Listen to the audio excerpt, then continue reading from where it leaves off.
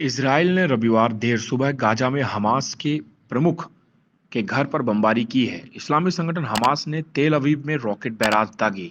Israel और फिलिस्तीनी संघर्ष का आज 7 दिन हो गया है, लेकिन दोनों पक्षों से शांति की कोई अपील अब तक नहीं हुई है। स्वास्थ्य अधिकारियों ने कहा है कि तटीय एन्क्लेव में इजरायली हवाई हमलों में कम से कम 4 फिलिस्तीनी मारे गए और कई लोग घायल हुए हैं। इस इलाके में रात भर हवाई हमले की आवाजें आती रही हैं। तेल अवीव और दक्षिण शहर बेसेरबा में आने वाली रॉकेट आग की चेतावनी के रूप में इजरायली बम आश्रयों के लिए धराशायी हो गए। चिकित्सकों ने कहा है कि आश्रय के लिए दौड़ते समय लगभग 10 लोग घायल हो गए। फिलिस्तीनी स्वास्थ्य अधिकारियों ने यह भी कहा कि गाजा में सोमवार को हिंसा शुरू होने के बाद से अब तक कम से कम 149 लोगों की मौत हो चुकी है, जिनमें 41 बच्चे भी शामिल हैं। इसराइल में 2 बच्चे समेत 10 लोगों की मौत हुई है। संयुक्त राज्य अमेरिका, संयुक्त राष्ट्र और मिस्र के दूत शांति बहाल करने के लिए काम कर रहे थे, लेकिन अभी तक प्रगति के कोई संकेत नहीं दिख पाए। वर्षों में इसराइल फिलिस्तीनी हिंसा के सबसे खराब प्रकोप पर चर्चा करने के लिए संयुक्त राष्ट्र सुरक्षा परिषद की रविवार को बैठक होने वाली है।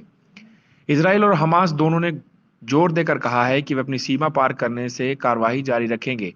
एक दिन बाद जब इसराइल ने गाजा शहर में एक 12 मंजिली इमारत को नष्ट कर दिया, जिसमें यूएस, एसोसिएटेड प्रेस और कतर स्थित अल जजीरा मीडिया के कार्यालय थे।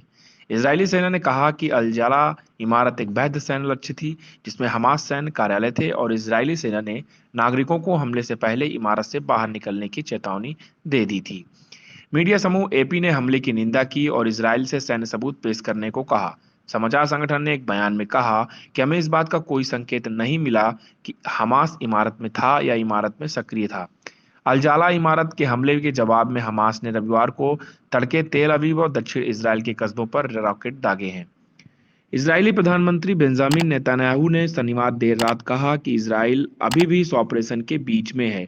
यह अभी भी खत्म नहीं हुआ है और यह ऑपरेशन तब तक जारी रहेगा जब तक आवश्यक हो। समूह के टीवी स्टेशन ने कहा कि रविवार तड़के हवाई हमलों में इजराइल ने यहा अल सिनवार के घर को निशाना बनाया, जो 2017 से गाजा में हमास के राजनीतिक और सैन्य विंग का नेतृत्व कर रहा है।